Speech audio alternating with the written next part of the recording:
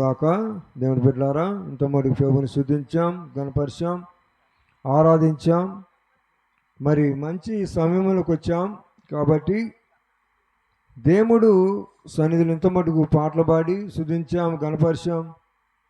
వాక్యంలోకి వెళ్తున్నాగా మనందరం కూడా చక్కగా యేసయ్యా నాతో నువ్వు మాట్లాడాయని ప్రతి బిడ్డ కూడా సిద్ధపాటు కలిగి మరి ఉండాలని ప్రభుపేట మనం చేస్తూ ఉన్నాం. మరి సేవకులు మన మధ్యలోకి దూరప్రాంతం క్షేమంగా తీసుకొచ్చారు. మరి సమయం చాలా నిలువైంది కాబట్టి సేవకులకు నేను సమయం ఇస్తున్నాను కాబట్టి మనందరూ శ్రద్ధగా వినాలని ప్రభుపేట మనం చేస్తూ పాస్టర్ గారికి సమయం ఇస్తున్నాం. Praise the lord. హల్లెలూయా, స్తోత్రం. Praise the lord. దేవునికి మహిమ కలుగును కాక. ఆమేన్. Praise the lord. స్తోత్రం. Praise the lord. స్తోత్రం. Praise the lord.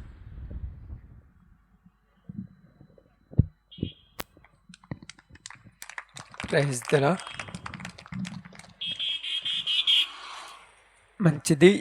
దేవుని యొక్క చిత్తమును బట్టి సమయంలో దేవుని సన్నిధిలో ఉన్నటువంటి అందరం గుడుక కొంత సమయము దేవుని మాటలు జాగ్రత్తగా వినుట కొరకు సిద్ధపడదాం. జాగ్రత్తగా వాక్య భాగమును వినుచున్నప్పుడు దేవుడు ప్రతి మాట మన జీవితాలను బలపరచులాగున, ప్రతి విషయంలో మనము ఆలోచించులాగున, ఈ లోకంలో జీవిస్తున్నటువంటి మన జీవితాలలో కొన్ని ఆలోచనలు మనకు అనుకూలంగా మనం మలుచుకుంటున్నప్పటికీ మరికొన్ని ఆలోచనలు మనకు విరుద్ధంగా ఉన్నప్పటికీ దేవునిలో ముందుకు సాగటం అనేది గొప్ప విషయం. ఓకే, కాబట్టి ఈ సమయంలో కొద్ది మాటలు చదువుకొని ప్రార్థన చేసుకొని కోరికను ముగించుకుందాం. బైబిల్ గ్రంథంలో నుంచి ఈ సమయం కొరతను బట్టి ఆమోసు గ్రంథం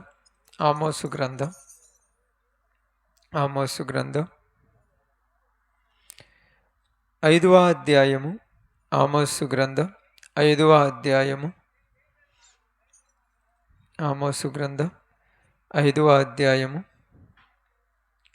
14-15 వచనాలు జాగ్రత్తగా చదువుదాం. మీరు బ్రతుకున్నట్లు కీడు విడిచి మేలు వెదుకుడి. అలాగు చేసిన ఎడల మీరు అనుకొను చొప్పున దేవుడు సైన్యములకు అధిపతియగు యెహోవా మీకు తోడై ఉండును. కీడును ద్వేషించి మేలును ప్రేమించుచు గుమ్మములలో న్యాయము స్థిరపరచుడి. ఒకవేళ దేవుడును సైన్యములకు అధిపతియగు యెహోవా యోసేపు సంతతిలో శేషించిన వారి యందు కనికరించును. దేవుడి వాక్య భాగం మన యందు ఆశీర్వదించునుగాక. ఆమేన్. కూడి వచ్చిన అందరికీ ప్రభునామములు, శుభాలు, వందనాలు తెలియచేయుచున్నాను. అలాగే దైవజనులకు దైవజనురాండ్రకు కూడా వందనాలు తెలియచేయుచున్నాను. ఈ సమయంలో చాలా జాగ్రత్తగా మనం గమనించవలసిన విషయం ఏమిటంటే, పరిశుద్ధాత్మ దేవుడు తన యొక్క ఆత్మ ద్వారా పూర్వకాలంలో ఉన్నటువంటి ప్రవక్తలకు తెలియపరిచినటువంటి కొద్ది మాటల్లో నుంచి ఒక మాట, ఇక్కడ మాట్లాడుతున్నటువంటి ఒక మాట, ప్రాముఖ్యమైన సందర్భం ఏమిటంటే, మీరు బ్రతుకున్నట్లు కీడును ద్వేషించి మేలును వెతుకుడి. బాగా గమనించాల్సి ఏమన్నా, మీరు బ్రతుకున్నట్లు కీడు విడిచి మేలు వెదుకుడి. ఇక్కడ చాలా విలువైనటువంటి సందర్భము, ఒక ప్రాముఖ్యమైనటువంటి మాట మనకు తెలియబడుచున్నది. ఏమని మాట్లాడుతున్నాడంటే, మీరు బ్రతుకున్నట్లు కీడు విడిచి మేలు వెదుకుడి. ఇప్పుడు ఒకదాన్ని విడవమని చెప్తున్నాడు, మరొక దాన్ని వెతకమని చెప్తున్నాడు. విడిచిపెట్టవలసింది ఏమిటంట? కీడు. వెతకవలసింది దేన్నంట? మేలును. ఇప్పుడు విడిచిపెట్టాలి అంటే అర్థం ఏమిటి? విడిచిపెట్టాలంటే అర్థం ఏమిటి? విడిచిపెట్టడం అంటే అర్థం ఏమిటి తెలుసమ్మా? ఇప్పుడు ఇది నా చేతిలో ఉన్నది. దీన్ని నేనేం చేయాలి? విడిచిపెట్టాలంటే చేత్తో పట్టుకుంటే దాన్ని విడిచిపెట్టాలి. కనపడని దాన్ని, ఎక్కడో పోగొట్టుకున్న దాన్ని వెతకాలి. అంతే కదా! ఇప్పుడు వెతకాలి అంటే పోగొట్టుకున్న దాన్ని వెతకాలి. విడిచిపెట్టమంటే మనం పట్టుకున్న దాన్ని విడిచిపెట్టాలి. కాబట్టి ఇక్కడ బైబిల్ గ్రంథంలో ఈ సందర్భంలో రాస్తున్న మాట ఏందంటే, మానవులు ప్రారంభంలో దేవుడు సృష్టించినప్పుడు ప్రతి ఒక్కరూ కూడక మంచివారే, యథార్థవర్తనులే. ఏ ఒక్కడు చెడ్డవాడుగా పుట్టలేదు. ఏ ఒక్కడు పనికిరాని వాడిగా జన్మించలేడు. ప్రతి ఒక్కరూ కూడా మంచివారుగానే జీవించాడు. ప్రతివాడు మంచిగా ఉంటూ మంచి మార్గంలో నడుస్తూ ఉన్నారు. అయితే లోకంలో ఉన్నటువంటి పరిస్థితులను బట్టి, లోకం యొక్క ఆశలను బట్టి, లోకంలో ఉన్నటువంటి కోరికలు మనుషుని యొక్క హృదయంలోనికి వచ్చి వాని యొక్క ఆలోచనలను చెరపటం వలన ఎక్కడో ప్రారంభంలో ఉన్నటువంటి మంచిని పోగొట్టుకున్నారు. అవసరం లేనటువంటి కీడును తెచ్చుకున్నారు. అందుకని ఇక్కడ మనకు చెప్తున్నటువంటి మాట ఏంటంటే, మీరు బ్రతుకున్నట్లు ఇప్పుడు మీరు తీసుకున్నటువంటి, మీకు అవసరం లేకపోయినా మీరు వెళ్ళి వెతుక్కొని తెచ్చుకున్నారు. మీకు అవసరం లేకపోయినా వద్దని చెప్పినా దాన్ని వెంటాడుకున్నారు. అది మీరు పట్టుకున్నారు కాబట్టి దాన్ని విడిచిపెట్టండి అని చెప్తున్నాడు. ఎందుకు విడిచిపెట్టాలంటే, ఎప్పుడైతే నువ్వు కీడును విడిచిపెడతావో అప్పుడు నువ్వు బ్రతుకుతావు. అంటే ఇప్పుడు చనిపోయామయ్య అంటే చనిపోయాము బ్రతికాము అనే దాని గురించి ఇప్పుడు మనం మాట్లాడటం లేదు. కానీ నువ్వు ఎప్పుడైతే కీడును విడిచిపెడతావో అప్పుడు నీవు బ్రతుకుతావు. ఎందుకు నువ్వు విడిచిపెట్టమని చెప్తున్నాడంటే, కీడు అనేది ఎవరికి ఉపయోగకరమైనది కాదు. కీడు ఎదుటి వాళ్ళకు ఉపయోగకరమైందా? మనకు ఉపయోగకరమైంది కాదు. కాబట్టి నువ్వు కీడు చేయటం వలన నీ పక్కన వాళ్ళు బాధలు పడుతున్నారు. నువ్వు కీడు చేయటం వల్ల నీ తోటి సహోదరి సహోదరులు నాశనం అయిపోతున్నారు. నువ్వు కీడు చేయటం వల్ల నీ అనుకున్న వాళ్ళకే నీ వల్ల ఇబ్బందులు వస్తున్నాయి. కాబట్టి నువ్వు ఎవరినైతే పాడు చేయాలనుకుంటున్నావో, నువ్వు చేసే చెడు వల్ల వాళ్ళు పాడైపోతున్నారు. నువ్వు బాగుపడాలంటే మొట్టమొదట నీలో ఉన్నటువంటి కీడు అంటే చెడు చేసేటువంటి పద్ధతిని విడిచిపెట్టు అని బైబిల్ చెప్తుంది. ఈరోజు లోకానికి అర్థం కానిది ఏమిటంటే, అందరూ మంచి వాళ్ళమే, ఎవరు చెడ్డ వాళ్ళం లేమమ్మా, అందరికీ మంచి వాళ్ళమే.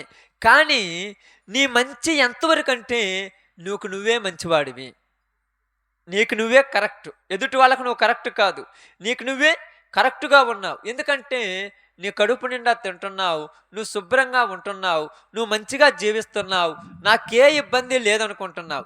ఎవరిని పాడు చేసినా, ఎవరిని మోసం చేసినా, ఎవరిని అన్యాయం చేసినా, ఎవరిని ఆక్రమించుకున్నా, ఎవరిని దోచుకున్నా నువ్వు శుభ్రంగా ఉన్నంత వరకు నువ్వు మంచివాడివే.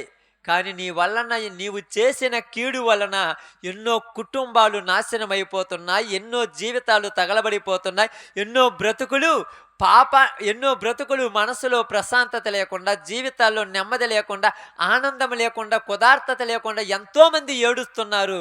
వాళ్ళందరినీ ఏడిపిస్తూ నువ్వు సంతోషించే సంతోషం ఒక సంతోషమేనా?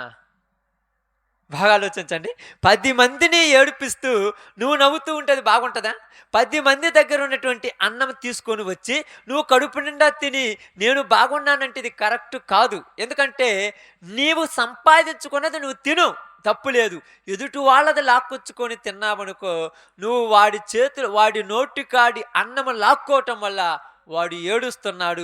ఎప్పుడైతే వాడు ఏడ్చి మొరపెడుతున్నాడో, ఎప్పుడైతే వాడు ఏడ్చి గోజాడుతున్నాడో, ఎప్పుడైతే వాడు దుఃఖిస్తున్నాడో వాడిని ఆదరించేవాడు లేడు, వాడిని పట్టించుకునేవాడు లేడు, వాడికి న్యాయం తీర్చేవాడు లేక వాడు గోజాడుతూ ఏ దిక్కు లేనటువంటి వాడు దేవునిని దిక్కు కోరుకుంటున్నాడు. అయ్యా, మనుషులు నాకు ఏ సహాయం చేయటం లేదు, న్యాయము నాకు భూమి మీద కరువైపోయింది, న్యాయము నాకు తీర్చేవాళ్ళు ఒక్కళ్ళు కూడా కనపడటం లేదయ్యా. కాబట్టి ఇప్పుడు నేను నిన్ను మాత్రమే ఎరిగి ఉన్నాను, నువ్వు ఉన్నావంట కదా, నిజముగా నువ్వు ఉంటే నాకు న్యాయం తీర్చు. ఎవరిని మొరపెడుతున్నది? ఒక వ్యక్తి ఎవరిని మొరపెడుతున్నాడు? దేవుణ్ణి మొరపెడుతున్నాడు. అందుకని దేవుడు ఏమంటున్నాడంటే, ఇదిగో నీవు కీడు చేయటం వలన ఆ కీడు వల్ల నువ్వు సుఖపడొచ్చేమో, ఆ కీడు వల్ల నువ్వు సంతోషపడొచ్చేమో, ఆ చెడు చేసి నువ్వు ఆనందపడొచ్చేమో, నువ్వు ఆనందపడటానికి ఎంతమందిని ఏడిపిస్తున్నావని అడుగుతున్నాడు ఇక్కడ. నీ కడుపు నింపుకోవటానికి ఎన్ని కడుపులు కొడుతున్నావని అడుగుతున్నాడు ఇక్కడ. నీ యొక్క ఇల్లు కప్పుకోవటానికి ఎన్నిళ్ళ మీద ఉన్నటువంటి జమ్ములు పీకేస్తున్నావని అడుగుతున్నాడు ఇక్కడ. మనుషుడు అడగటం లేదు. మనుషులు అడిగితే చెప్పే సమాధానం వేరైతే దేవుడే అడిగేటువంటి పొజిషన్లోనికి వచ్చింది ఇక్కడ. అందుకేమంటున్నాడు తెలుసా, నీవు కీడుని విడిచిపెట్టి నీవు ప్రారంభంలో ఎప్పుడో ఒక చోట ఎక్కడో ఒక పరిస్థితిలో నువ్వు వదిలిపెట్టావు చూడు, ఒక నువ్వు మంచివాడివే, నువ్వు చెడ్డబడినంట్ల. కానీ నీలోనికి వచ్చినటువంటి ఒక దురాశ, నీలోనికి వచ్చినట్టు ఒక ఆలోచనలు, నీలోనికి వచ్చినటువంటి ఒక చెడు కోరికలు నిన్ను చెడ్డోనిగా మార్చేశా. నువ్వు మంచోడివే, నువ్వు చాలా మంచి వ్యక్తివే, నీలో స్వార్థం లేదు, నీలో అన్యాయం లేదు, నీలో మోసం లేదు, నీలో వ్యసనం లేదు. కానీ నీలోనికి వచ్చినటువంటి దురాశ, నీలోనికి వచ్చినటువంటి కోరిక, నీలోనికి వచ్చినటువంటి యొక్క వ్యసనము ఎదుటి వాళ్ళ దగ్గరది లాక్కోమని చెప్పేసింది నిన్ను. అందుకని బైబిల్ గ్రంథం చాలా చక్కగా రాయబడింది. దురాశ గర్భమును ధరించి పాపమును కనగా పాపము పరిపక్వమై మరణము కలిగెను అని రాయబడింది. దురాశ, మనిషిలోనికి ఒక దురాశ వచ్చేసింది.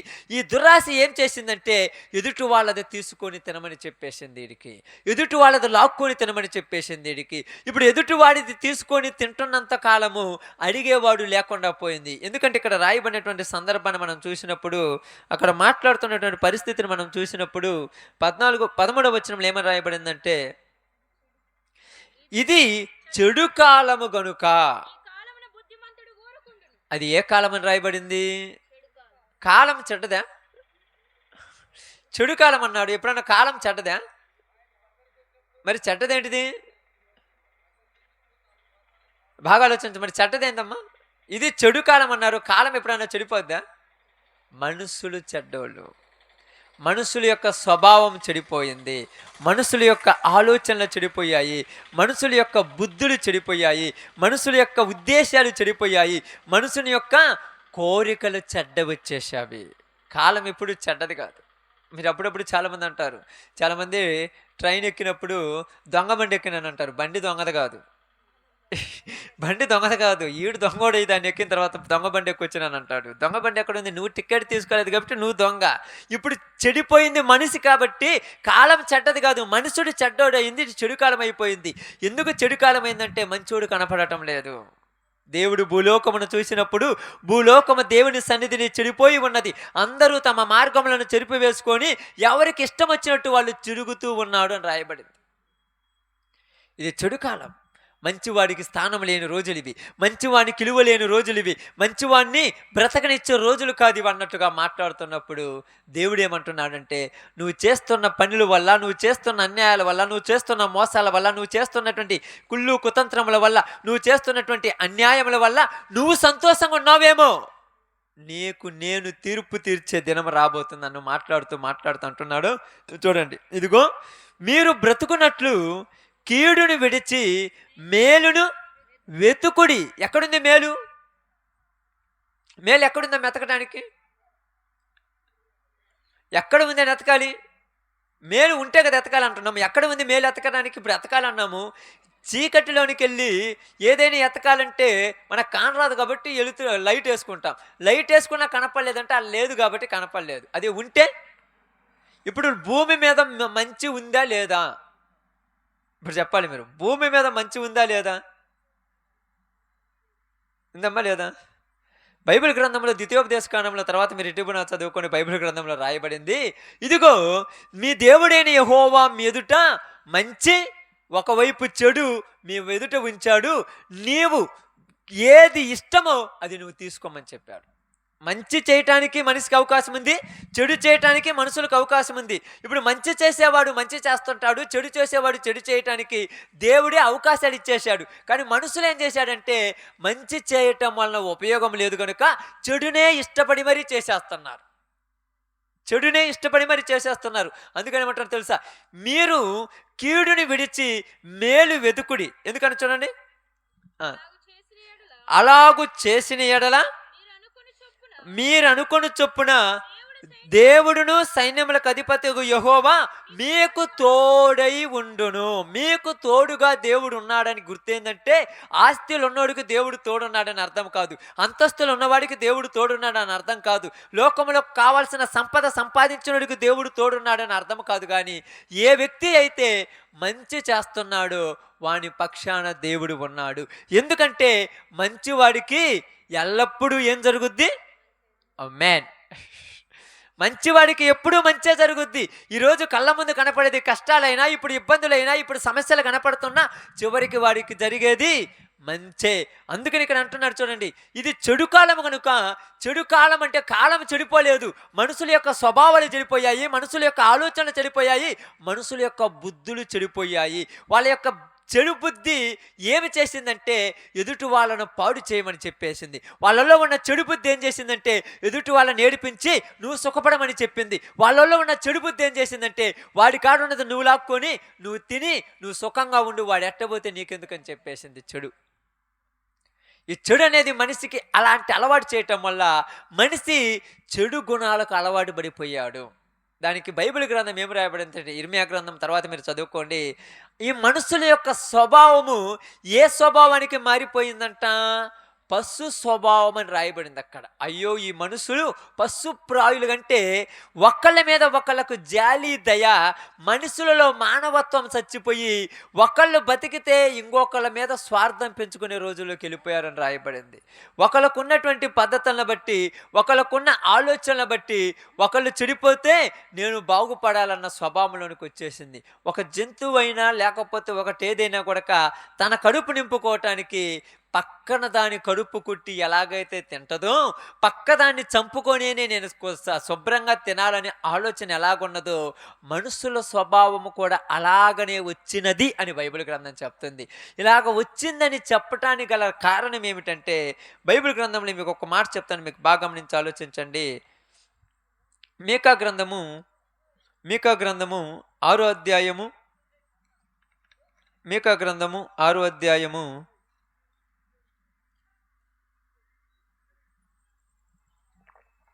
8వ వచనం ఒక్కసారి చూడండి అమ్మా. మనుషుడా, ఏది మంచిదో అది నీకు తెలియచేయబడి ఉన్నది, న్యాయముగా నడుచుకొనుటయు కనికరమును ప్రేమించుటయు దీన మనసు కలిగి దేవుని ఎదుట ప్రవర్తించుటయు ఇదియే కదా దేవుడు నిన్ను కోరుకుంటున్నది అని అన్నాడమ్మ.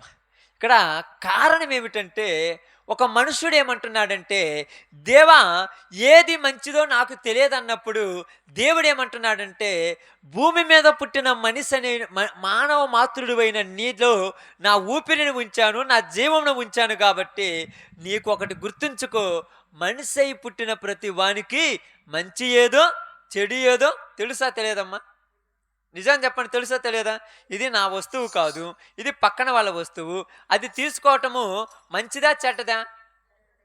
అందరికీ తెలిసి చెడ్డదని, కానీ ఆ వస్తువు వాళ్ళదని తెలిసి తీసుకెళ్ళి వాళ్ళకి ఇవ్వటము మంచి పనా చెడ్డ పనా? మంచి పని. మంచి ఏదో చెడు ఏదో అందరికీ తెలుసు, కానీ నీకు తెలిసినా కూడా నువ్వు మంచిని చెయ్యక చెడునే చేస్తున్నావని రాయబడింది బైబిల్ గ్రంథంలో. తెలిసి కూడా మంచి చేయట్లేదంట, చెడే చేస్తున్నాడు. ఎందుకనమ్మా చెప్పండి?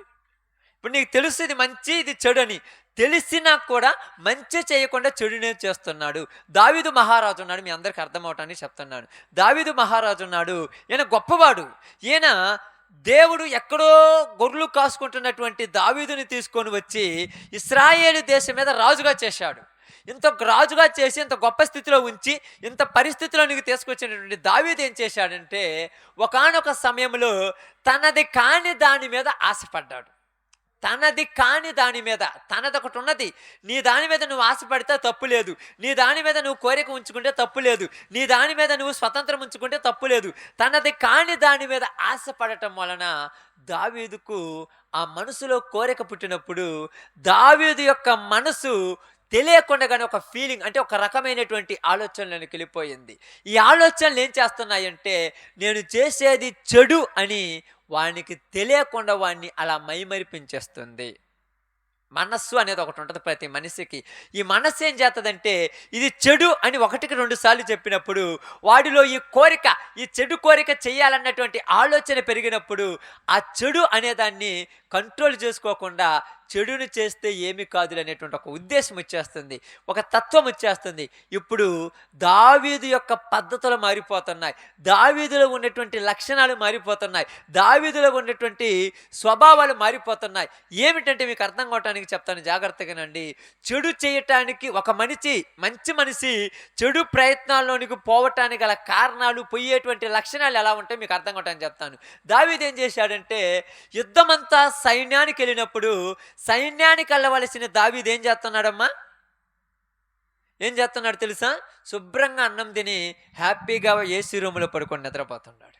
అందరూ సైన్యానికి వెళుతుంటే నువ్వు ఏంది ఏసీ రూమ్లో పడుకొని నిద్రపోతున్నావు అంటే మొట్టమొదట చెడు చేయటానికి ప్రేరేపించేటువంటి మొట్టమొదటిది ఏంటంటే చెయ్యాల్సిన పని చెయ్యడు, చెయ్యకూడని పనులు చేస్తుంటాడు. చేయాల్సిన పని చేయడు, ఎవరు చెప్పినా చెయ్యడు. ఇంట్లో తల్లిదండ్రులు రే చదువుకోమంటే చదువుకోడు, చెలుపోని తీసుకొని లేనిపోని దరిద్రాలు పడుతుంటాడు, లేనిపోని చోట్లకి వెళుతుంటాడు, లేనిపోని పనులు చేస్తుంటాడు. ఇలాంటి టైంలో మీరు గ్రహించాల్సింది ఏంటంటే వీడు చెడుకు అలవాటు పడుతున్నాడు అని అర్థం. దావీదు యుద్ధానికి పోవాల్సిన దావీదు యుద్ధానికి పోకుండా అన్నం తిని శుభ్రంగా పడుకున్నాడు. అక్కడ సైన్యం యుద్ధం చేస్తుంది. ఇప్పుడు దావీదుకి ఏమనిపించాలి? అయ్యో నా సైన్యం యుద్ధంలో ఉన్నప్పుడు నేను శుభ్రంగా తిని పండుకోవడం ఇది నాకు కరెక్టేనా అని ఆలోచన ఉన్నదా? ఆలోచన లేదు. అంటే బాధ్యత మరిచి బాధ్యత లేకుండా జీవిస్తున్నాడు. ఇలా జీవిస్తున్నటువంటి దావీదు ఆ టైంలో రాగానే అక్కడ ఎవరో ఉన్నటువంటి ఒక స్త్రీ స్నానం చేస్తున్నటువంటి వేరే ఒక స్త్రీని చూసి ఆమె మీద ఇష్టము కలిగినది దావీదుకి. ఇది నాది కాదు అన్నప్పుడు నీ మనసులోకి ఏం రావాలి? నాది కాదు అన్నప్పుడు దాని మీద ఇష్టం ఉండకూడదు, నాది కాదు అన్నప్పుడు దాని మీద కోరిక రాకూడదు, ఇది చీ అనిపించినప్పుడు నీ కోరిక రాకూడదు. ఎప్పుడైతే నువ్వు బాధ్యత మర్చిపోయావో, ఎప్పుడైతే నీ బరువు బాధ్యతలు పక్కన పెట్టేశావో అప్పుడు నీకు ప్రతి పనికి మాలిన దాని మీద కోరిక వచ్చేస్తుంది.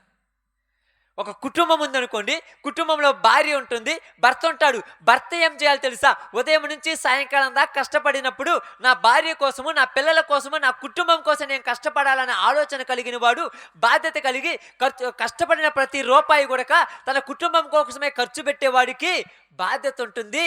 పక్కన మద్యం దుకాణం కనపడ్డా, ఇటు పక్క వేశ్యల గృహాలు కనపడ్డా, అటు పక్క చికెన్ బిర్యానీ సెంటర్లు కనపడ్డా, ఇదిగో నా భార్య కోసమే ఖర్చు పెట్టాలి, నా బిడ్డల కోసం ఖర్చు పెట్టాలి, వ్యర్థమైన వాటికి నేను ఎటను పోగొట్టకూడదనే ఆలోచన కలిగిన వాడు బాధ్యత కలిగిన వాడు. అదే బాధ్యత లేనివాడు భార్య ఎటు పోతేంలే, బిడ్డలు ఎటు పోతేంలే, నా సుఖాన్ని నేను చూసుకుంటానని ఆ కష్టపడ్డ సొమ్మంతా తీసుకెళ్ళి ఆ మద్యం దుకాణంలో తగలిపెట్టి వస్తుంటాడు. ఆ కష్టపడ్డ సొమ్మంతా తీసుకెళ్ళి ఆ వేశ్య గృహాలకు తగలిపెట్టి వస్తుంటాడు. ఆ కష్టపడ్డ సొమ్మంతా తీసుకెళ్ళి ఆ తిరగటానికి తగలబెట్టి వస్తుంటాడు.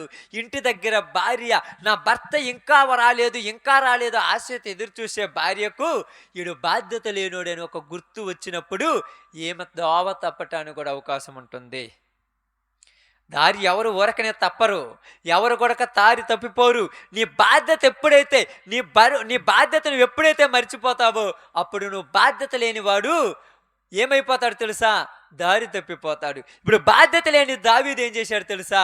పరాయి స్త్రీ మీద వ్యామోహము కలిగింది, పరాయి స్త్రీ మీద కోరిక కలిగింది. అది నాది కాదు అనేటువంటి బుద్ధి లేకుండా ఆమె మీద మనసు కలిగి తప్పు చేశాడు. తప్పు చేయటం అనేది మానవ సహజం అంటుంది ఇప్పుడు సమాజం. తప్పు చేయటం మానవ సహజం కాదు. తప్పు చెయ్యాలనిపించినప్పుడు తప్పును కంట్రోల్ చేసుకోవడం మానవ సహజం. తప్పును కంట్రోల్ చేసుకోవాలి, తప్పు చేయకూడదు అనిపించాలి. ఎందుకంటే ఈ తప్పు చేయటం వల్ల నేను సుఖపడతానేమో కానీ ఈ తప్పు చేయటం వల్ల వేరే వాళ్ళు ఏడుస్తారనేటువంటి మనస్సు ఉండాలి. ఈ తప్పు చేయటం వల్ల వేరే వాళ్ళు బాధలు పడతారు. ఈ తప్పు చేయటం వల్ల నేను శుభ్రంగా రాత్రి ఇంటికెళ్ళి తిని పండుకొని నిద్రపోతానేమో కానీ వేరే కుటుంబంలో నిద్ర ఉండదు, వేరే వాళ్ళకు ఆనందం ఉండదు, వేరే వాళ్ళకు దుఃఖము, వేరే కుటుంబము చెల్లా చెప్పురైపోతుంది, వేరే కుటుంబము పాడైపోతుంది అనేటువంటి ఆలోచన ఎప్పుడైతే ఈ బాధ్యత కలిగినటువంటి పురుషుల్లో కానీ స్త్రీలో ఉంటుందో పక్కన కుటుంబాలను పాడు చేయరు, పక్కన కుటుంబాలలో పుల్లలు పెట్టరు, పక్కన కుటుంబాలలో చిచ్చు పెట్టరు, పక్కన జీవితాలను తగలబెట్టరు. అందుకని కారణం ఏంటంటే బాధ్యత లేకుండా భయభక్తులు లేకుండా ఏ వ్యక్తి అయితే ప్రవర్తిస్తాడో వాడి జీవితము ఎదుటి కుటుంబాలను పాడు చేస్తుంటుంది. అంతే. నా సుఖం కోసం ఒకరిని నాశనం చేయడానికి హక్కు ఎవరిచ్చాడు నాకు? నా శరీరాన్ని నేను తగలబెట్టుకుంటా, నా శరీరాన్ని నేను నాశనం చేసుకోవాలి, నా కోసం వేరే వాళ్ళని పాడు చేసే హక్కు నాకు లేదు కదా. అదే దావీదు మహారాజు బాధ్యత మరిచాడు. బాధ్యత మర్చిపోయి ఎక్కడో యుద్ధానికి వెళ్ళవలసిన వాడు శుభ్రంగా తిని పడుకొని నిద్రపోయాడు. లేచిన వెంబటే శరీరంలో కోరిక పుట్టింది, వేరే స్త్రీతో పాపం చేశాడు. పాపం వలన ఆ స్త్రీకి ప్రెగ్నెన్సీ వచ్చేసింది. ఈ ప్రెగ్నెన్సీని కవర్ చేయడానికి ఎక్కడో బాధ్యతలో ఉన్నటువంటి ఉరియాను, యుద్ధంలో ఉన్నటువంటి ఉరియాను పని మానిపించి ఇంటికి తీసుకొచ్చి కూర్చోబెట్టుకున్నాడు. నువ్వు చేసిన తప్పు వల్ల వేరే వాడికి పని లేకుండా పోతుంది. నువ్వు చేసిన తప్పు వల్ల వేరే వాడు పని చేయాలన్న వాడికి పని చేత కావటంలా, వాడు పొలంలోనికి వెళ్ళి పని చేసుకుంటున్నా ఇంటికాడ తప్పు చేసినటువంటి పరిస్థితులు ఉన్నాయి. కాబట్టి వీడి టెన్షన్స్, వీడి ఆలోచనస్, వీడి యొక్క తెలియనటువంటి ఒక లెవెల్ బీపీ షుగర్ అన్నీ పెరిగిపోయి వీడు కూడా కంట్రోల్ తప్పిపోయేటువంటి రోజుల్లోకి వచ్చాడు. ఇక్కడ అదే చెప్తున్నాడు, నీవు చేసిన తప్పే, నువ్వు చేసిన పాపమే వేరే వాడిని పాడు చేసి పెట్టింది. ఇప్పుడు అదే చెప్పాడు బైబిల్ గ్రంథంలో. ఏమంటున్నారు తెలుసా? దావీదు పొరపాటు చేశాడంటాం కదా, ఇది పొరపాటు అనేది కాదు. పొరపాటు అంటే ఏంది? పోతా ఎదురురాయి తగిలింది అనుకో, పొరపాటు తోడక తగిలింది. కానీ అంత తెలిసి కూడా చేశాడంటే దీన్ని పొరపాటు అంటారమ్మా? చెప్పండి. ఇప్పుడు పొరపాటు అంటారు చెప్పండి. ఇప్పుడు తెలియకుండా చేస్తే పొరపాటు అంటారు, తెలిసి చేస్తే నేను చిన్నపిల్లడు పొరపాటు చేయడానికి. ఈరోజు మనుషులు ఏమనుకుంటున్నారు తెలుసా? పొరపాటును తెలియక చేశాడంటే పొరపాటు అని. ఆ పొరపాటు కలిగినోడు దావీదు మహారాజు గురించి కాకుండా నెబుకద్నెజరు ఒక ఆయన గురించి మాట్లాడుతూ బైబిల్ ఏమంటుందంటే, నువ్వు పొరపాటున అన్నమునకు బదులు గడ్డి తింటావని అడిగాడమ్మా. అన్నానికి బదులు గడ్డి తింటావా? తినవు కదా, నీకు తెలుసు కదా ఇది అన్నము ఇది గడ్డి అని తెలుసు కదా. మరి నువ్వు గడ్డి అని తెలిసి అన్నం అని తెలిసినప్పుడు మరి నువ్వు పొరపాటు ఎందుకు చేస్తున్నావు? నువ్వు పొరపాటు చేయటానికి కారణం ఏం తెలుసా? అది పొరపాటు కాదు.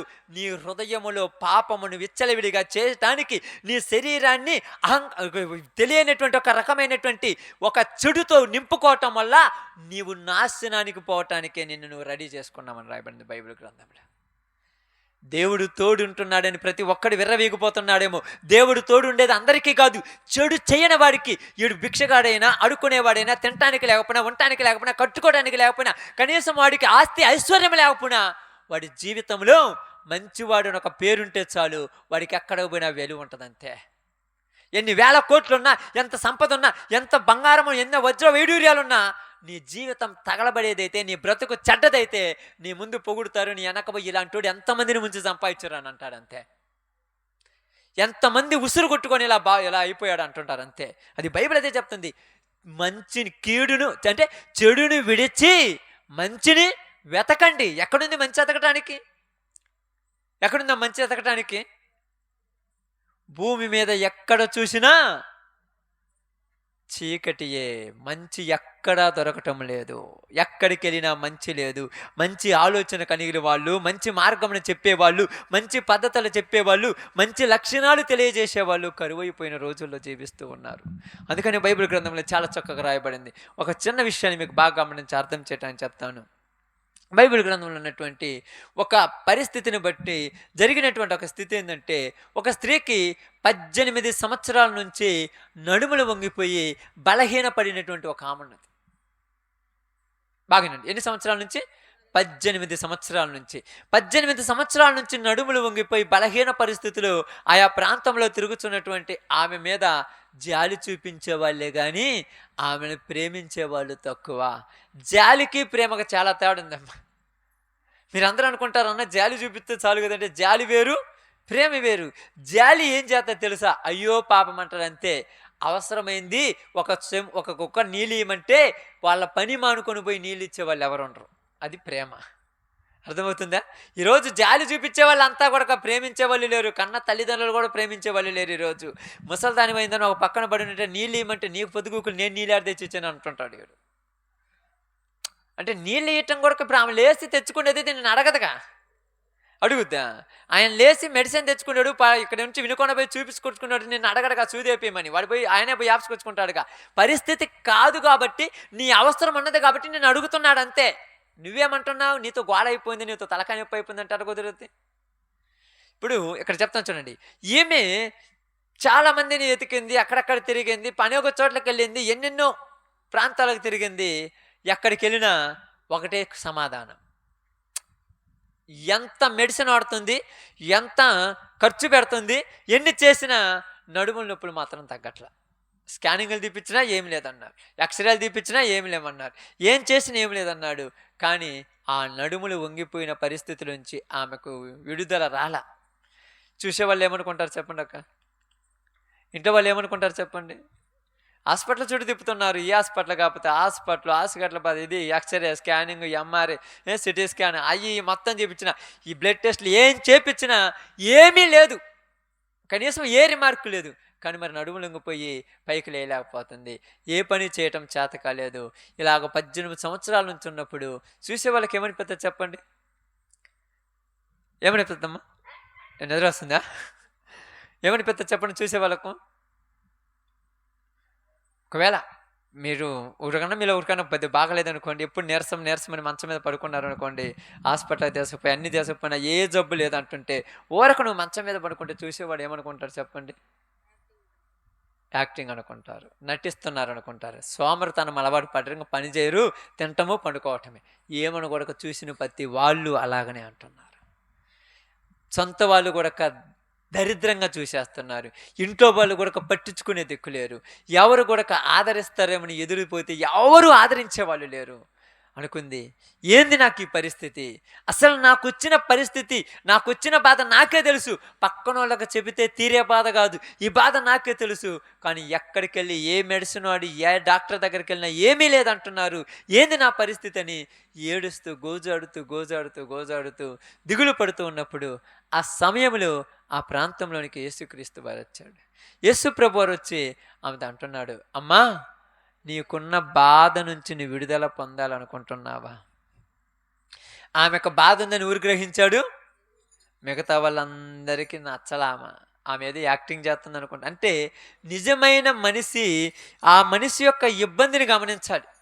అసలు ఈ ఊరు ఒక మనిషి 1 రోజు ఉంటారు, 2 రోజులు ఉంటారు, 1 నెల ఉంటారు, 2 నెలలు ఉంటారు. 18 సంవత్సరాలు అదే యాక్టింగ్ ఊరు చేస్తారమ్మా? ఊరని చేస్తారా?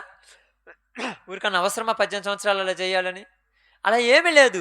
కానీ ఎప్పుడైతే యేసు ప్రభువారు ఆమె దగ్గరికి వచ్చాడో ఆమె అన్నది, అయ్యా, నేను ఎంతోమంది దగ్గరికి వెళ్ళాను, ఎన్నో తిప్పలు పడ్డాను, ఎంతెంతో ప్రదేశాలకు వెళ్ళాను, నన్ను చూసి ఎవరు కూడా నా మీద జాలి చూపించారు, కానీ నాకున్న బాధ నుంచి విడుదల కలిగించిన వాళ్ళు లేరే, నాకున్న సమస్య నుంచి విడుదల కలిగించిన వాళ్ళు లేరంటే వెంటనే ఆమె ఏమన్నాడు తెలుసా? అమ్మా, ఇదిగో ఇప్పుడే ఈ బలహీనపరుచు ఆత్మ నుంచి నీకు విడుదల కలుగునుగా కన్నాడు. వెంటనే ఆమె నడుము లొంగిపోయి ఆమె దిగ్గున లేచి నిలబడింది. ఇప్పుడు ఆమెకు పట్టినటువంటి దాని గురించి ఏం రాయబడింది బైబిల్ గ్రంథంలో అమ్మా? తెలుసు మీ అందరికి?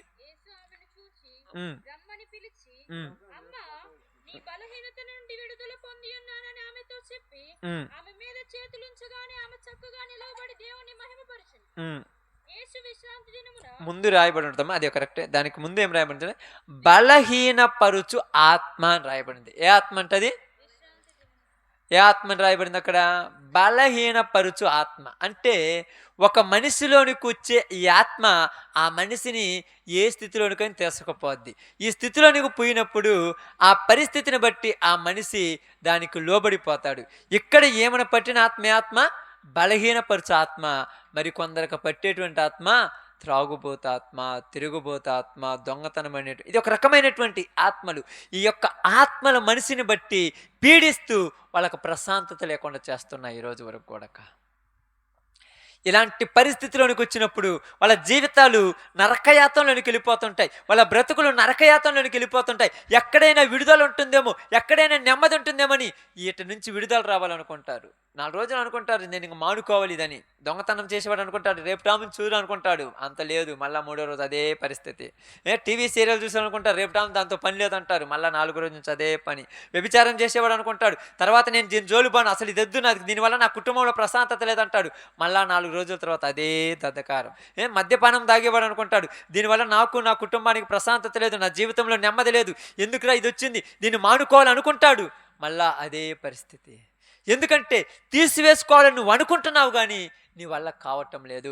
దాని నుంచి బయటికి రావాలని నువ్వు అనుకుంటున్నావు కానీ నీ వల్ల కావటం లేదు. ఎందుకంటే అది నిన్ను పట్టి పీడిస్తుంది అని రాయబడింది బైబిల్ గ్రంథం. అదేం చేస్తుందంట? పట్టి పీడిస్తుంది. ఎప్పుడైతే అది ఆ మనిషికి పట్టిందో ఆ మనిషికి ప్రశాంతత ఉండదు. ఆ మనిషికి ప్రశాంతత లేకపోతే ఆ మనిషి ఉన్న కుటుంబానికి కూడా ప్రశాంతత ఉండదు. ఇప్పుడు ఏమనుకుంటుందంటే విడుదల కోసం వెతుకుతుంది. దేనికోసమంట? విడుదల కోసం వెతుకుతున్నప్పుడు ఎక్కడైనా విడుదల దొరుకుద్దంటే వెళ్ళరమ్మా చెప్పండి? వెళ్ళం చెప్పండి? ఇప్పుడు బాగలేని వ్యక్తిని ఎక్కితే హాస్పిటల్ పేర్లు చెప్తే ఏ పేరు చెప్తే ఆ పేరుకి వెళ్ళిపోతుంటాం, ఆ తోటకి వెళ్ళిపోతుంటాం. తప్పు కాదు ఇది. ఎందుకు? పరిస్థితులు అలాంటి. ఎక్కడికైనా వెళితే బాగుపడతామన్న ఒక ఆశ ఆ మనిషిని ఎక్కడికైనా తీసుకెళ్తుంది. బాగుపడతామన్న ఒక కోరిక ఆ మనిషిని ఎక్కడికైనా తీసుకెళ్తుంది. కానీ మనుషులు ఇలాంటి పరిస్థితిలో ఉండి బాగుపడటానికి తిరుగుతున్నారు కానీ ఎక్కడికి వెళ్ళినా బాగుపడే రోజులు తగ్గిపోయాయి. ఈరోజు ఏ మనిషి అయినా చూడండి, బాగు చేసే వాళ్ళు ఉన్నారా? చెడగొట్టే వాళ్ళే ఈరోజు. ప్రతిదానికి చెడిపోవటం తప్పితే మంచి మార్గం అనేది లేదు. అయితే ఇప్పుడు ఏమేమన్నా తెలుసా? అయ్యా నాకు దీని నుంచి విడుదల వస్తే అదే చాలు, ఎందుకంటే ఆ పరిస్థితి ఆమెను చాలా దిగజార్చింది. ఆ పరిస్థితి ఆమెను చాలా నీచమైన పరిస్థితిలోనికి తీసుకెళ్ళిపోయింది. ఇప్పుడు వెంటనే యేసు ప్రభువారు ఆ బంధకాల నుంచి ఆమెను ఏం చేశాడంట? విడిపించను. అదే రాయబడింది, సాతాను బంధించిన ఈమెను ఈ బంధకాల నుంచి విడిపింపతగదా. సాతాను ఏం చేసిందంట? ఆమెను బంధించింది, కట్టేసింది. ఆ కట్టలో నుంచి విడిపించాలి. ఈరోజు మనం ప్రతి మనిషిని ఏదో ఒక బంధకాలలో బంధించేసింది. ఆ బంధకాల్లో నుంచి బయటికి తీసుకురావాలి అనేదే యేసుప్రభు వారి యొక్క ఆశ, యేసుప్రభు వారి యొక్క ఆలోచన. ఆ బంధకాల నుంచి, ఆ యొక్క కట్టలో నుంచి విడిపించాలి అనేదే దేవుని యొక్క ఉద్దేశం. అయితే ఈరోజు ఈ కట్టలో నుంచి బయటికి రాలేక అనేకమైన తిప్పలు పడుతున్నారు ప్రజలు. ఈరోజు ఆ బంధకాల్లో నుంచి బయటికి రాలేక అనేకమైన అవస్థలు పడుతున్నారు ప్రజలు. బాగా గమనించి ఆలోచించండి. ఆ బంధకాల్లో నుంచి బయటికి రావాలి, ఆ బంధకాల్లో మనిషిని విడిపించాలి, ఆ కట్టలో నుంచి విడిపించాలి. ఎందుకంటే ఒకటి కట్టలో కట్టింపబడ్డప్పుడు, ఒకటి కట్టలో బంధింపబడ్డప్పుడు ఆ బంధకాలలో ఉన్నవాడు ఊపిరాడక చచ్చిపోవాలంటే బాగుండి అనిపిస్తుంటుంది ఒక్కొక్కసారి. ఇప్పుడు ఈ యొక్క చెడు అనేది మనిషిని ఎక్కడికి తీసుకెళ్తుందమ్మా? ఆత్మహత్యకు దారి తీస్తుంది. ఈ యొక్క పాపం మానుకోలేక, ఈ చెడు మానుకోలేక చచ్చిపోతే బాగుండునేమో, ఈ యొక్క మద్యం మానుకోలేక, ఈ వ్యభిచారం మానుకోలేక, నా ముఖము 10 మందికి ఏం చూపించుకుంటాను, నా అంతటి నేను చచ్చిపోతే ఇక నాకు విలువ ఉంటుందని తన జీవితాన్ని తనే నాశనం చేసుకొని ఆత్మహత్య స్థితికి తీసుకుపోయేటువంటి పరిస్థితిలో ఉన్నది. కారణం ఒక చెడు కోరిక. ఇప్పుడు ఇదంతా మీకు చెప్పింది దేనికి తెలుసా? మనిషిలోకి ఏమొచ్చిందంట? చెడు కోరిక. ఈ చెడు కోరిక వచ్చి మనిషిని చెడు వైపే ఎతికిస్తుంది. ఎక్కడికైనా చూడండి, ఎక్కడైనా ఎతకండి, చెడు దాన్ని ఎతుకుతున్నారు కానీ మంచి దాన్ని ఎతికే వాళ్ళకి ఉన్నారమ్మా? మంచి ఏమంటుంది బైబిల్ గ్రంథం, సామెతల గ్రంథం 8వ అధ్యాయం తర్వాత నిండిపోయిన చదువుకుంటేనంట, జ్ఞానం అంట వీధులలో కేకలేస్తుంటేనంట ఎవడో పట్టించుకోవట్లేదంట జ్ఞానం. నువ్వు బాగు చేస్తాను రమ్మంటే ఎవరు రాడంట, చెడగొడతాను రమ్మంటే పరుగులు తీసుకుంటూ పోతున్నారంట. అక్కడైతే రాయబడింది. నిజంగా ఎందుకు చెప్తున్నానంటే ఈరోజు లోకంలో కుటుంబాలు పైకి బాగా ఉన్నాయనుకుంటున్నారు, అది నిజం కాదక్క. మీకు నిజంగా చెప్తున్నాను, అందరు ప్రశాంతంగా ఉన్నారు, మంచి మంచి ఇల్లులు, మంచి మంచి మేడలు ఉన్నాయి, ఏసీ రూములు బాగున్నాయి అనుకుంటే నిజం కాదు. అది నిజం లోపల ఉంది, బయట ఏం కనపడుద్ది? బయటకు కనిపించేదంట నిజం అనుకున్నారా? లోతు ఇటువైపు చూడగానే ఏమి కనపడిందంట? పచ్చగా కనపడింది. పచ్చగా కనపడితే ఎంత బాగుంటే తెలుసా? అబ్బా నేను ఇక్కడ ఉంటే బాగుండే, కనపడింది నిజం అనుకున్నాడు. లోపలికి వెళ్ళి చూస్తే అర్థమైంది అక్కడ ఉన్నదంతా చెడు. ఆ చెడులో జీవిస్తున్న లోతుకి ఏమనిపించిందంట? దినదినము తన నీతి గల మనసును నొప్పించుకుంటూ బ్రతుకుచున్న, దినదినము రోజు ఏడుపే, కొన్ని కుటుంబాలలో ఏడవని రోజు ఉండదు, కొన్ని కుటుంబాలలో నిద్ర రాదు, కొన్ని కుటుంబాలలో ప్రశాంతం ఉండదు, కొన్ని కుటుంబాలలో గొడవ లేని రోజు లేదు. పైకి చూస్తే బాగున్నారనుకుంటారేమో, నిద్రపోవటానికి కూడా టాబ్లెట్లు వాడే రోజులు వచ్చాయి ఈరోజు. ప్రశాంతమైన నిద్ర దొరికే రోజులు లేరు. ఎందుకంటే మనుషులు దేన్ని విడిచిపెట్టలా? ఆమేన్. అర్థమైందమ్మా? చెడుని విడిచిపెట్టలా, అందుకనే ప్రశాంతత ఉండటంలా. చెడుని విడిచిపెట్టట, అందుకే నెమ్మది ఉండటంలా. చెడుని విడిచిపెట్టడంలా, అందుకే సంతోషం కరువైపోయింది మనుషుల దగ్గర. అందుకే రాయబడింది, ఏం రాయబడింది తెలుసా? ఇదిగో వారు ఎంత తినినను వారికి తృప్తి ఉండటం లేదంట, వారు ఎంత త్రాగినను వారికి ప్రశాంతత ఉండట్లేదంట. హగ్గయి గ్రంథంలో రాయబడిన తర్వాత చదువుకోండి. ఇదే చెప్తున్నాడు, విడిచిపెట్టవలసిన దాన్ని విడిచిపెట్టడం లేదు, ఎతకవలసిన దాన్ని ఎతకటం లేదు. ఇప్పుడు విడిచిపెట్టకుండా వచ్చి ఎతుకుతున్నారమ్మ అన్నిటిని. నువ్వు దీన్ని విడిచిపెడితే దాంట్లోకి వేరేది వస్తుంది. ఇప్పుడు దీంట్లో ఉన్నాయి కొన్ని నీళ్లు ఉన్నాయి, ఈ నీళ్లు మొత్తం కింద పారబోతే కొత్త నీళ్ళు దీంట్లో పోయాలి, అవునా? ఇదే నీళ్ళు నుంచి కొత్త నీళ్ళు పోతే ఏమవుద్ది? ఏమవుద్దమ్మా? కలితే అయిపోతాయి. కాబట్టి ఇప్పుడు ప్రజలు ఏం చేస్తున్నారంటే, బాగానండి, ఇప్పుడు ప్రజలు ఏం చేస్తున్నారంటే చెడుని విడిచిపెట్టకుండా మంచికి దగ్గరకు వస్తున్నారు. ఈ చెడు వాళ్ళల్లో పోలేదు కాబట్టి మంచి వాళ్ళకి ఎక్కటం లేదు. వాళ్ళలో ఉన్న చెడు విడిచిపెట్టాలి. నాలో ఇది వరకు ఒక చెడు స్వభావం ఉంది, ఒక బ్యాడ్ హ్యాబిట్స్ ఉన్నాయి నాకు కొన్ని, వాటిని విడిచిపెట్టాలి. ఒక స్మోకింగ్ ఉంది విడిచిపెట్టాలి, ఒక డ్రింకింగ్ ఉంది విడిచిపెట్టాలి, ఒక తప్పుడు ఆలోచనలను విడిచిపెట్టాలి. ఎప్పుడైతే దాన్ని విడిచిపెట్టి నేను యేసయ్య అనేటువంటి మంచి దగ్గరకు వస్తానో అప్పుడు అది నాలో నుంచి పోయి నాలోనికి మంచి వచ్చినప్పుడు ఇక చెడు నేను చూసినప్పుడు ఏమవుతుంది? నాకు అసహ్యమేస్తుంది చెడు నాకు. అందుకని బైబిల్ గ్రంథం చూడ ఒక మాట చూడండి, సామెతల గ్రంథంలో నుంచి చిన్న మాట చదువుదాం. కొద్ది 2 మాటలు చదివితే నేను ముగిస్తాను. సామెతల గ్రంథం 11వ అధ్యాయం 27వ వచనం ఒకసారి చదవండి. సామెతల గ్రంథం, మేలు చెయ్యగోరువాడు ఉపయుక్తమైన క్రియ చేయును, కీడు చెయ్యగోరువానికి. నువ్వు ఎదుటివాడికి మేలు చేయాలనుకుంటే నీకే మేలు కలుగుద్ది, కానీ నువ్వు ఎదుటివాడికి కీడు చేయాలనుకుంటే ఆ కీడు నీ మీదకే వస్తుందని రాయబడింది. ఇక్కడ ఎందుకు చెప్తున్నానంటే ప్రియ సహోదరి సహోదరులారా, కీడును విడిచిపెట్టి మేలుని వెతకండి అని చెప్తుంది బైబిలు. కీడుని విడిచిపెట్టే లోకంలో మనం ఉండటం లేదు. ఈరోజు కీడు పట్టుకొని వస్తున్నాం దేవుని దగ్గరికి. ఆ కీడు నీ చేతిలో ఉన్నంత కాలం నీ కుటుంబం మీదకి ఏమి రాదంటమ్మా? చెప్పండి, నీ కుటుంబం మీదకి ఏమి రాదంట? దీవెన, ఆశీర్వాదం. ఎలాగంటే చూడండి, ఆదికాండము 39వ అధ్యాయం 2-3 వచనాలు చదవండి త్వరగా.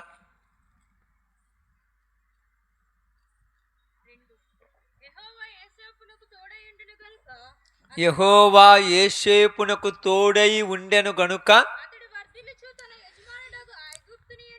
అతడు వర్ధిల్లుచు తన యజమానుడైన ఐగుప్తుని ఎంట ఉండెను. యెహోవా అతనికి తోడై ఉండెను గనుక అతడు చేసినదంతయు యెహోవా సఫలము చేయుచు అతడు ఉన్నటువంటి ఆ ఐగుప్తుని ఇంటిని కూడా ఆశీర్వదించను అని రాయబడింది. యోసేపు చెడుని ఏం చేశాడు? విడిచిపెట్టాను. చెడుని ఏం చేశాడమ్మా? విడిచిపెట్టాడు. ఇప్పుడు యోసేపు చెడుని విడిచిపెడితే యోసేపుని చెడు ఏం చేస్తుంది? అర్థమవుతుందని చెప్పింది. యోసేపు చెడుని విడిచిపెట్టాడు. చెడుని ఏం చేశాడు? యోసేపు విడిచిపెట్టాడు. మరి యోసేపుని చెడు ఏం చేస్తుంది? ఏం చేస్తుందా యోసేపుని చెడు తెలుసా మీకు? వెంటాడుతుంది, అవునా కాదా? యోసేపు ఏమన్నాడు? పోతీఫరు భార్య యోసేపు దగ్గరకు వచ్చి నేను నీతో పాపం చేస్తానంటే యోసేపు పారిపోతున్నాడు. యోసేపుతోటి ఊరు ఎంటబడుతున్నాడు. పోతీఫరు భార్య ఎంటబడుతుంది. ఈరోజు నువ్వు దేవుని దగ్గరికి వచ్చి చెడుని విడిచిపెట్టుంటావు, నీ ఎమ్మట పడుతుంది చెడుని. మళ్ళారా నాతోటి సంతోషపడదామని, మళ్ళారా నాతో ఆనందం ఉంది, మళ్ళారా అంట నువ్వు విడిచిపెట్టినవే నీ ఎమ్మట పడుతున్నాయి. నువ్వు అనుకుంటున్నావు నా మీద ప్రేమ ఉందేమో అందుకే నేను వద్దన్నా కూడా వస్తున్నారు. అంత లేదు, నిన్ను పాడు చేయటానికే. నువ్వు అనుకుంటున్నావు అయ్యో నన్ను ఊరు పట్టించుకోవట్లేదు, నాకు వద్దన్నా కూడా మిస్ కాల్ వస్తున్నాయి, వద్దన్నా కూడా మెసేజ్లు వస్తున్నాయి, వద్దన్నా కూడా ఫోన్ కాల్స్ వస్తున్నాయి. అంత లేదు. యోసేపును పాడు చేయటానికి ఎలాగైతే పోతీఫరు భార్య వెంటబడుతుందో నిన్ను, నీ కుటుంబాన్ని, నీ జీవితాన్ని సర్వనాశనం చేయటానికి చెడుని ఎమ్మట పడుతుంది. నువ్వు చీపమ్మన్నా కూడా సిగ్గు లేకుండా నీతో వస్తుంది, నీకు అర్థం కావట్లా. చీపమ్మన్నా కూడా నీ ఎమ్మడ పడుతున్నాడు అంటే మామూలు విషయమమ్మ. చీ పో అన్నాడమ్మా యోసేపు. చీ నాకు అవసరం లేదన్నాడు. కానీ ఏమంటుంది, నువ్వే నాకు కావాలంటుంది. ఏంది అసలు ఇది నాకు అర్థం కావట్లేదు. బైబిల్ నేను చాలాసార్లు చదివాను. నువ్వు వద్దు పొమ్మన్నా కూడా రోసం ఉన్నాడు అయితే పోవాలి కదా, మరి రోసం లేనివాడు ఏమవుతున్నాడు చూడు, తాగుపోతున్నాడు. చీ నా ఇంట్లో నుంచి పొమ్మంటే మా అక్కే కదా, ఎన్నిసార్లు అన్న వస్తాడక్క, మా అన్నే కదా, నువ్వు కాకపోతే నా కూరివి నీ కాళ్ళకాడ అంత సిగ్గు లేకుండా కాళ్ళకాడ పడిపోవడానికి కారణం ఏంది, నిన్ను కూడా చెల్లోకి లాగడానికి. అంతే. నువ్వేమనుకుంటున్నావు, వీడికి రోసం లేదు, రోసం లేదు వాడికి కాదు మనకే. ఎందుకు తెలుసా, వాడి రోసాన్ని చంపి మరి మన చెడులోకి లాక్కపోవటానికి చూస్తున్నాడు. చాలాసార్లు చెప్తుంటాను, నువ్వు విడిచిపెట్టి వచ్చిన కీడు నువ్వు అనుకుంటున్నావు ఆగిపోయింది అనుకుంటున్నావు, తప్పు. ఆగిపోలా, నీ అమ్మటే వస్తుంటా, జాగ్రత్త.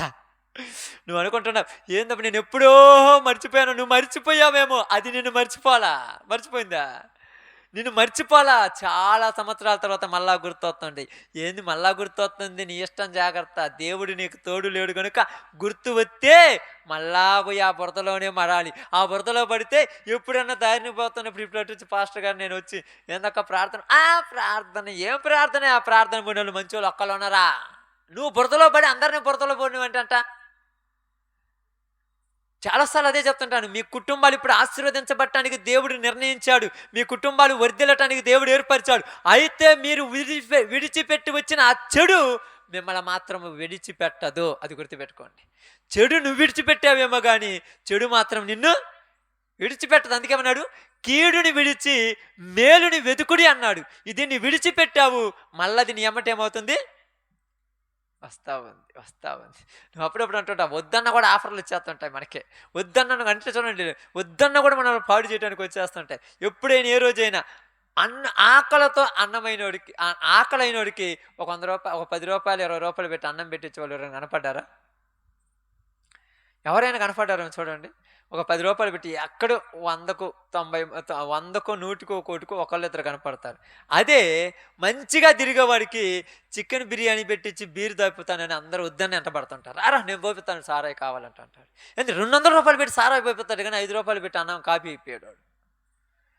వీళ్ళు అనుకుంటారు నేనంటే అంత ప్రేమ తెలుసా వాడికి, నా కోసం 500 ఖర్చు పెట్టి నేను చెడగొట్టడానికి స్వామి 2 రోజులే నీకు తాగిపోయేది, తర్వాత నీ ఇల్లు తాకడ పెట్టి తాగాలి, నువ్వు తప్పదు. అలవాటు పడ్డావుగా, అలవాటు పడిపోయిన తర్వాత ఇంకా మానిపించేది ఏం లేదు. అందుకన్నాడు, చెడును విడిచిపెట్టావేమో కానీ చెడు మాత్రం నిన్ను విడిచిపెట్టలేదు. యేసేపు చెడును విడిచిపెట్టి పారిపోతున్నాడు. ఎంత దూరం పారిపోతున్నాడు అంటే చెడుకు అందనంత దూరం పారిపోతున్నాడు. చివరికి చెడుకు అందకపోయాక చెడు యేసేపుని ఏం చేసింది చెప్పండి? మీకు తెలుసు అనుకుంటున్నాను, తెలియకపోతే మళ్ళీ నేను కొద్దిగా టైం వేస్ట్ అవుతుంది అంతే. చెడు యేసేపుని ఏం చేసిందమ్మా? చెడు యేసేపుని తెలుసా? చెడు అంటే ఊరు పోతిఫరు భార్య చెడ్డది కదా. యేసేపుని ఏం చేసింది? అంటాడింది. ఏం చేసింది? జైల్లో పెట్టించింది. అంటే చెడు వద్దన్నందుకు నీకేమో దొరుకుతాయి? శిక్షలే. ఈరోజు నువ్వు చెడు చేయనన్నందుకు నీకు దెబ్బలే, చెడు చేయనందుకు నీకు నిందలే, చెడు చేయనందుకు నీకు అవమానాలే. చెడు చేయకపోతే నువ్వు విలువ లేనివాడివే భూమి మీద. ఈరోజు చెడు చేయనోడు విలువ లేనోడే. కనీసము తాగుడు తిరుగుడు లేనోడు మనిషే కాదంటున్నాడు ఈరోజు ప్రపంచం. అదంటే ఫ్యాషన్ అయిపోయిందంట ఇప్పుడు ప్రపంచానికి, అంతే కదమ్మా. చూడండి, ఎక్కడికి పోయినా కూడా చెడు ఎంటబడుతుంది. యేసేపు ఏమన్నాడు తెలుసా? నేను చెయ్యనన్నందుకు యేసేపు మీద నింద, యేసేపు మీద పెద్ద శిక్ష. నేను మంచిదాన్ని అయితే, బాగా నన్ను ఏం రాయబడింది, నేను మంచిదాన్ని అయితే నన్ను పాడు చేయాలనుకున్నాడు ఈ చెడ్డోడు. ఇక్కడ ఎవరు మంచోళ్ళు? అది మనం అంటున్నాం యేసేపు మంచోళ్ళని. అప్పుడు ఆ సిచ్యువేషన్లో ఎవరు మంచోళ్ళు? ఆమె మంచిది, యేసేపు చెడ్డోడు. అప్పుడు పరిస్థితిని బట్టి, ఇప్పుడు పరిస్థితిని బట్టి సక్రమముగా బతుకుతున్న మనం చెడ్డోళ్ళము, అక్రమము అన్యాయం చేస్తున్నటువంటి వాళ్ళు ఎవరైతే వాళ్ళు మంచివాళ్ళు. ఒకవేళ నేను కూడా అక్రమ అన్యాయం చేస్తే నేను మంచివాడినే, కానీ మంచివాడికి ఇది ఏమంటున్నామ్మా? మంచి వాళ్ళకి ఇది రోజులు కాదు. కాబట్టి నువ్వు మంచివాడివని నీకు రుజువులు ఎవరు ఇప్పుడు ప్రపంచం మీద నువ్వు అనుకుంటున్నావేమో, ఏందయ్యా నేను ఎంత బాగా ప్రార్థనలు ఉన్నాను, ఎంత బాగా నీతిగా ఉన్నాను, ఏ తప్పు చేయటం లేదు, నన్ను ఒక్కళ్ళు కూడా మంచోళ్ళు అన్నట్టు. అసలు అంటారు నేను మంచోళ్ళని. నేను మంచోళ్ళు అంటే వాడికేమవుతుంది అంటే నేను మంచోళ్ళు అన్నాడంటే వాడు ఏమని అర్థము? వాడు చెడ్డోడు అని ఒప్పుకున్నాడుగా, అసలు ఒప్పుకుంటాడు అసలు, నువ్వే చెడ్డ నేనే మంచి. అందుకని ఇక్కడ అంటున్నాడు, యోసేపుని తీసుకెళ్ళి చెరసాల్లో పెట్టించింది, ఏమాత్రం నేను మంచిదాన్ని అన్నట్టుగా కూర్చుంది. కానీ దేవుడు అనేవాడు ఉన్నాడుగా, ఉన్నాడా లేడా? దేవుడు నీకు తోడున్నాడు. యోసేపుకి ఎక్కడ తోడున్నాడంట? చెరసాలలో కూడా దేవుడు యోసేపుకు తోడుగా ఉండెను. నీ కుటుంబం కష్టాల్లో ఉన్న, అప్పుల బాధల్లో ఉన్న, ఇబ్బందులు ఉన్న, ఒంటరితనంలో ఉన్న, నీకు ಯಾವ దిక్కు లేకపోయినా నువ్వు మంచిగా జీవిస్తుంటే దేవుడే నీకు తోడంతే. ఎవరికి భయపడాల్సిన పని లేదు. ఎంతమంది నిన్ను పనికిరాని వాళ్ళన్నా నువ్వు మంచిగా చెడును వదిలేసి మంచి మార్గంలో ఉన్నావు కనుక నీకు తోడెవరు? దేవుడే. ఇప్పుడు వెళ్ళి యోసేపు ఎక్కడున్నాడమ్మా? జైల్లో కూర్చున్నాడు. ఇప్పుడు అందరూ యోసేపును ఎందుకురా నీకు ఈ అవస్థలు, ఎందుకురా నీకు ఈ బాధలు, శుభ్రంగా పోతీఫరు భార్య చెప్పినట్టుంటే రాజు తర్వాత రాజు అంత తోడువయ్యేవి కదంటే, చెడు చేసి రాజు అవటం ఒక లెక్క. చెడు చేసి రాజు అయిన అసలు మనిషి అంటారా? ఒక్కళ్ళ కొంపల ముంచి ఈడు రాజు అవటం మంచిదేనా? కాదు కదా. ఇది చెప్పటానికి నిజమే కానీ చేయటానికి కష్టం అక్క. పోతుంటే ఒక 10,000 రూపాయల నోటు మన ముందు పడితే జోబులో నుంచి 10,000 రూపాయల నోట్ల కట్ట 10,000 రూపాయల కట్ట కారణపడింది అనుకోండి, చూసి అన్న నీదని ఇవరని ఇచ్చేవాళ్ళమ్మా. అంత మంచి రోజులు కాదులే మనం, అంత మంచి రోజులు లేవు. ఎందుకంటే లోకంలో ఉన్న మనుషుల కోరికలు అంత చెడ్డాయి. ఎవరు మేము చేద్దాం మరి? చెడిపోయిన కోరికల చేత మనిషి హృదయాన్ని నింపేసుకున్నాడు. ఈ చెడ్డ గుణం కలిగినటువంటి మనిషి మంచి ఆలోచన పుట్టించడానికి దేవుడు తన కుమారుడైన యేసుక్రీస్తు వారినే భూమి మీదకి పంపించి ఆ కలవరి శిలువలో 3 మేకుల మధ్య వ్రేలాడి మనందరి కోసం ప్రాణమంతా దారపోసి, రక్తమంతా దారపోసి ప్రాణమిస్తే చివరికి యేసు ప్రభునే చేతగానోడు అన్న లోకం ఇది. మేకులు బీక్కొని చేతగానోడు ఏం దేవుడు అన్నాడమ్మా? చనిపోయింది ఎవరి కోసం తెలుసా? మన కోసమని మనకు తెలియదు. చేతగానోడు అని అన్నదే. నేను ఎందుకు చెప్తున్నానంటే, ఈరోజు చెడు అని యోసేపు మీదకి వచ్చినటువంటి ఆ నింద యోసేపుని చెడ్డోని చేయలేకపోయింది. ఎక్కువ రోజులు, కొన్ని రోజులే ఉండొచ్చు నీ మీద ఆ నింద, కొన్ని రోజులు ఉండొచ్చు నీ మీద ఆ బరువు, కొన్ని రోజులు ఉండొచ్చు నీ మీద ఆ కష్టము. కానీ నిజం అనేది నిప్పు లాంటిది. ఏ రోజు కూడా దాగుద్దా? ఏ రోజు కూడా దాక్కోదు. ఒకానొక సమయం వచ్చింది, యోసేపుకు కూడా కాలం వచ్చింది. యోసేపు కాలం బయటకు వచ్చింది. దేవుడు నీతిమంతులను ఏం చేస్తున్నాడంట? చూస్తూ ఉంటాడు. వాళ్ళకు టైం వచ్చేదాకా వాళ్ళను కనిపెట్టుతూ ఉంటాడు. కాబట్టి ఇందాక మీరు చదివిన మాట చూడండి, ఇది చెడు కాలము గనుక బుద్ధిమంతుడు ఈ సమయంలో ఏం చేస్తాడంట? ఓరకనే ఉంటాడు. ఏమి చేయొద్దు, మీరు ఏం పడుచుకోవద్దు. నువ్వు దేవుడి మీద ఆధారపడి ప్రార్థన చేసుకుంటుండు. ఏ నాటికి కావలసిన ఆహారం దేవుడు ఆ నాటికి నీకు ఇస్తాడు. ఎప్పుడు కావలసిన గొప్ప మేలు ఆ రోజు చేస్తుంటాడు. దేవుడు నీ దినము అంటే నీ రోజు ఒక రోజు వస్తుంది, ఆ రోజు నీ విలువ ఒక స్థితిలో నిలబెడతాడు. ఆ నిలబెట్టే వరకు నువ్వు ఓరకనే అంటే నీ యొక్క ఆ యొక్క నీతిని, ఆ యథార్థతను విడిచిపెట్టకుండా కరెక్ట్గా జీవించాలి. అలా జీవించటానికి యోసేపుకు చెరసాల్లో 2 సంవత్సరాలు గడపాల్సి వచ్చిందమ్మా. ఎన్ని సంవత్సరాలు? 2 సంవత్సరాలు చెరసాలలో ఆ యొక్క ఒక ఖైదీగా ఆ చిప్పకూడు తింటూ అక్కడే జీవిస్తూ ఆ చెరసాల్లోకి పోయినటువంటి యోసేపు చెరసాల్లో ఏం చేస్తున్నాడు? దేవుణ్ణి ప్రార్థన చేస్తున్నాడు. చెరసాల్లోకి వెళ్ళిన తర్వాత ఎవరైనా ప్రార్థన చేస్తారక్క? నీతిమంతుడిగా జీవించాడు, నీతిగా బతికాడు, యథార్థంగా ఉన్నాడు. ఎవడో ఒకడు చేసిన తప్పు వల్ల వెళ్ళి చెరసాల్లో పడ్డాడు. ఇప్పుడు చెరసాల్లోకి వెళ్ళినటువంటి యోసేపు దేవుణ్ణి అనాలిగా, ఏందయ్యా నేను నీతిమంతుడిగా ఉన్నాను కదా, నాకెందుకు ఈ శిక్ష నన్ను అన్నాడా? చేసిన నీతి ఎక్కడికి పోదు, చేసిన తప్పు ఎక్కడికి పోదు. తప్పు నాది కాదు కనుక నా దేవుడు నన్ను ఉన్నత స్థితిలో ఉంచాలి కాబట్టి ఇప్పుడు ఇక్కడ నిలబెట్టాడేమో. బాగా అర్థం చేసుకోండి, ఇప్పుడు ఇక్కడ నిలబెట్టాడేమో.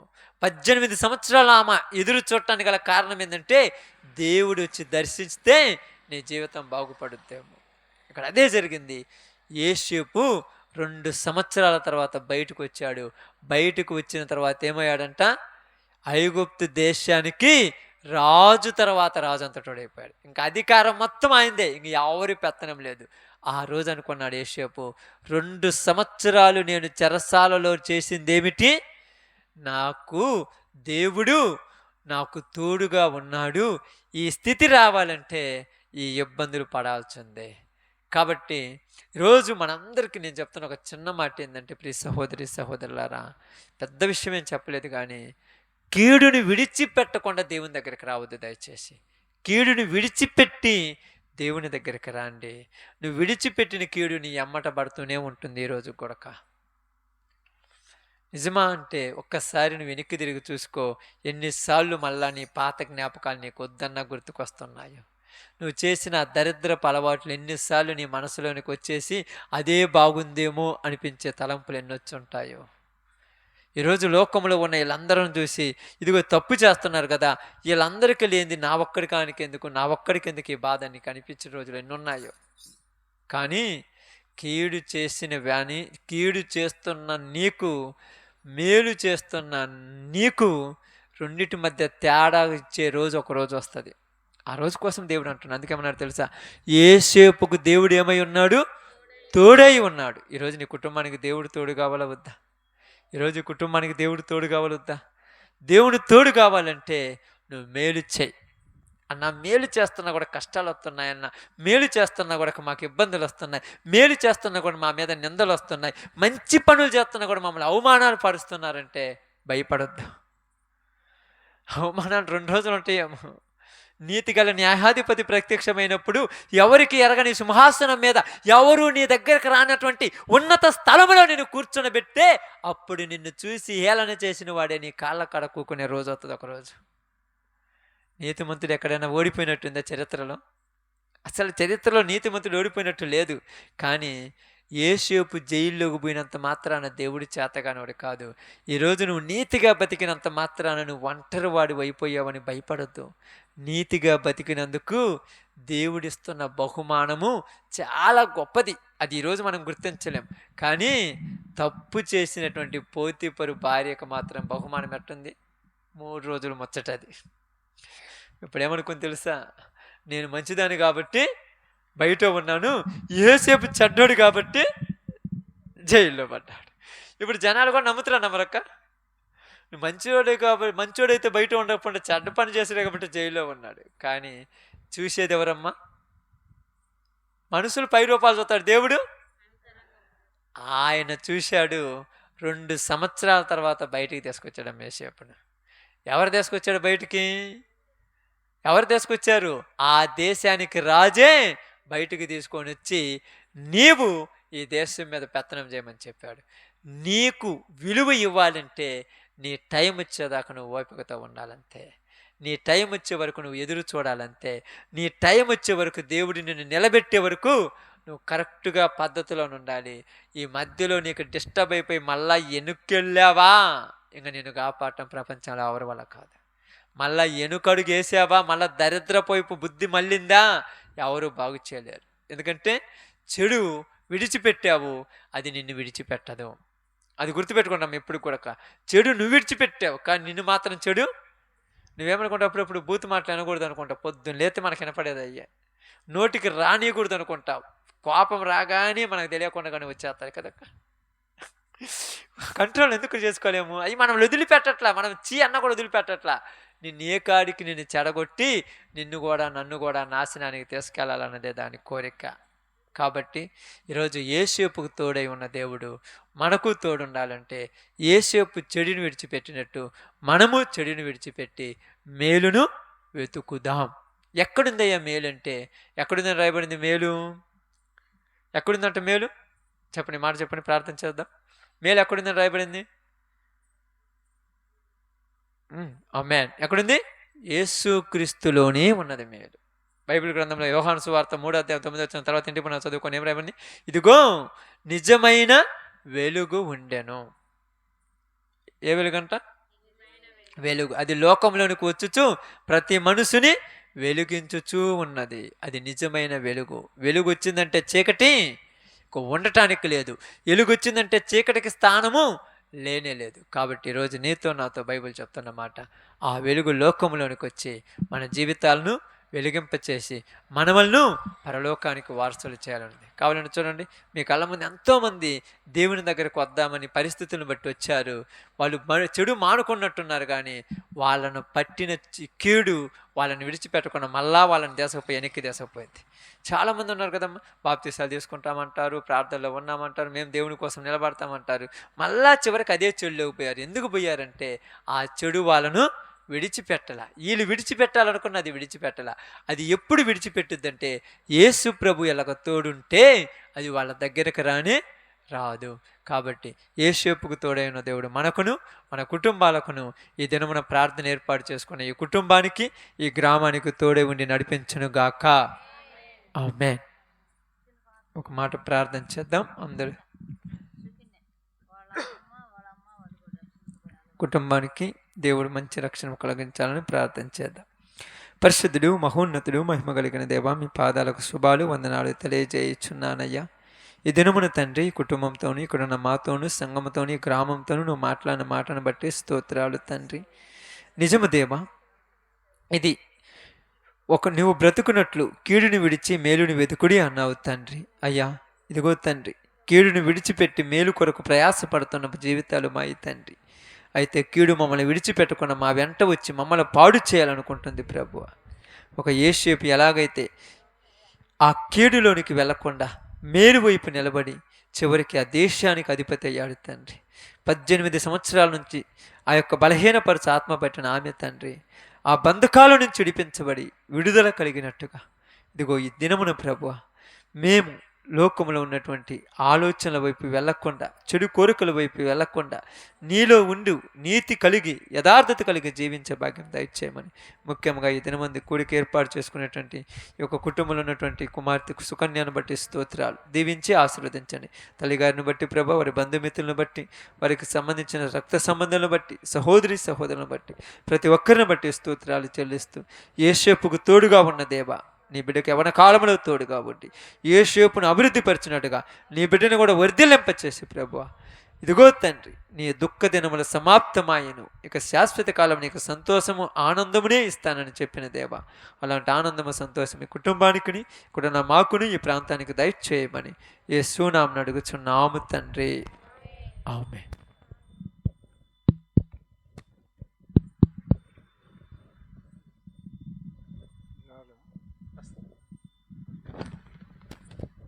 అలానే కళ్ళు మూసుకుందాం, ప్రార్థన చేసుకుందాం.